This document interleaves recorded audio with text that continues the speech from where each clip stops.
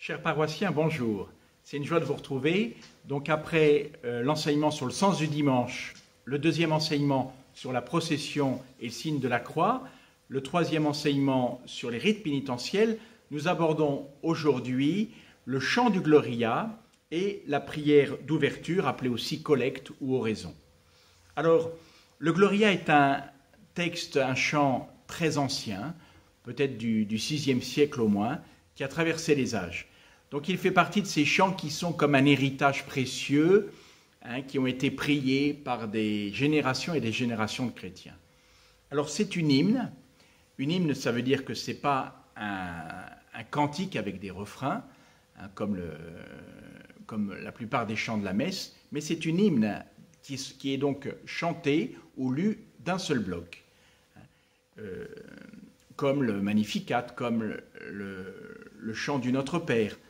Et c'est important de garder cette structure, car ça permet dans la messe, dans la liturgie, une variété. Sinon, on n'aurait que des chants à couplets, à refrains, ce qui est un peu plat et fade.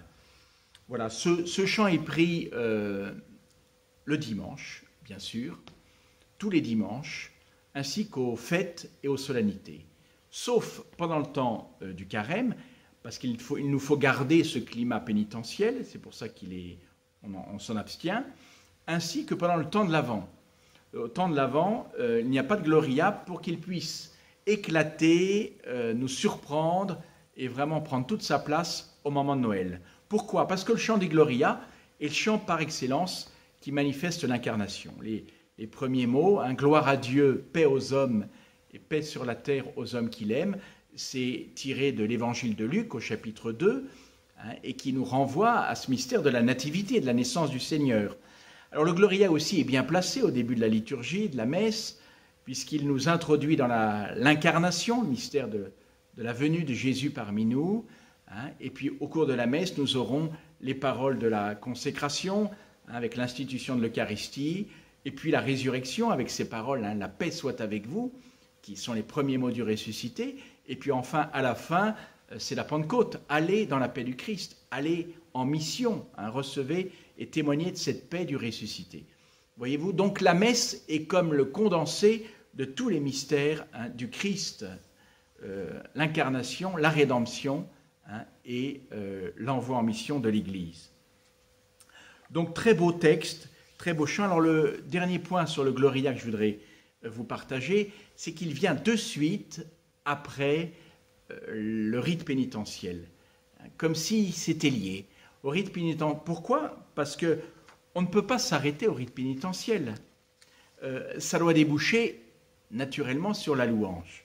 D'ailleurs, et en même temps, ce chant de Gloria est un chant avec une dimension aussi pénitentielle. Quand on regarde les paroles du Gloria, toi qui enlèves le péché du monde, prends pitié de nous. Toi qui enlèves le péché du monde, reçois notre prière. Toi qui es assis à la droite du Père, prends pitié de nous. Il y a une dimension pénitentielle dans le Gloria, mais en même temps qui est noyée, qui est à la fois on demande pitié, mais en même temps on rend gloire à Dieu parce qu'il est présent. Il va se rendre présent parmi nous dans la sainte liturgie de la messe. Voilà pour ce premier point du Gloria. Deuxième point que je voudrais aborder aujourd'hui avec vous, c'est la prière d'ouverture, la collecte.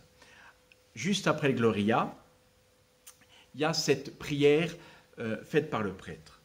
Alors, comme il y a dans la liturgie 4 oraisons qui sont là pour marquer souvent la fin d'un moment important. Vous voyez, après les rites d'introduction, il y a cette prière, cette collecte donc, qui est faite par le prêtre. Ensuite, à la fin de la prière de la liturgie de la parole de Dieu, vous avez, à la fin de la prière universelle, cette prière aussi qui conclut, qui récapitule toute la prière de l'Assemblée faite par le prêtre.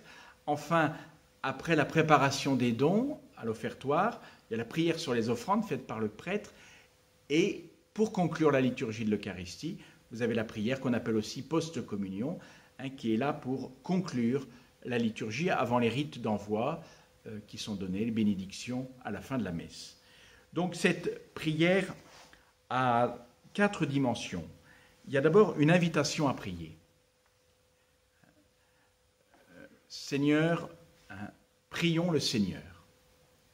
Et puis, deuxième aspect, deuxième moment de la prière, c'est le silence.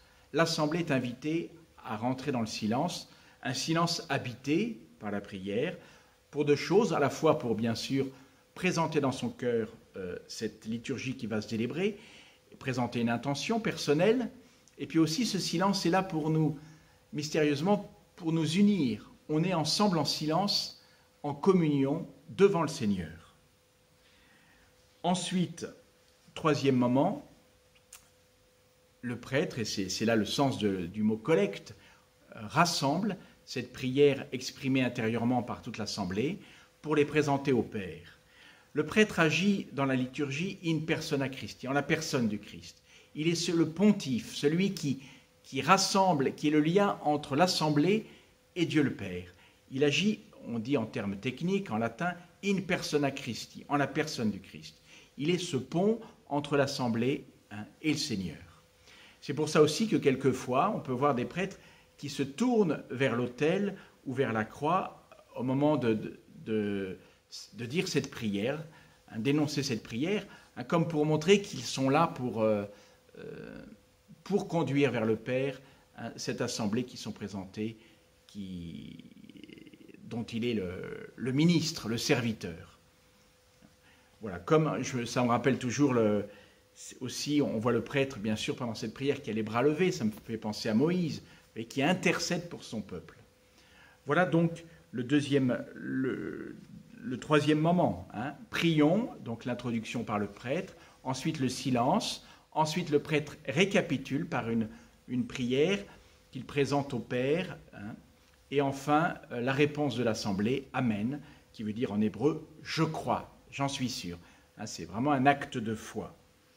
Voyez-vous, alors cette prière en elle-même, qui est faite par le prêtre à haute voix, aussi, on peut y voir plusieurs moments, 3 moments. D'abord, souvent, on dit un bienfait de Dieu. Je vais vous prendre l'exemple d'une prière qui commence au début du carême, le jour des cendres. Voyez, accorde-nous, Seigneur, de savoir commencer saintement, par une journée de jeûne, notre entraînement au combat spirituel. Ou, par exemple, le jour de Pâques. Aujourd'hui, Dieu notre Père, tu nous ouvres la vie éternelle par la victoire de ton Fils sur la mort et nous fêtons sa résurrection. Vous voyez, Dieu notre Père, tu nous... Voilà. Et puis ensuite, le deuxième point, c'est une demande. Alors, pour le carême, que nos privations nous rendent plus forts pour lutter contre l'esprit du mal. Accorde-nous de savoir commencer saintement par une journée de jeûne. Ou le jour de Pâques, que ton esprit fasse de nous des hommes nouveaux pour que nous ressuscitions avec le Christ dans la lumière de la vie. Voyez-vous, une demande. Et puis enfin, une doxologie, ça se termine toujours, par le Fils dans l'Esprit Saint.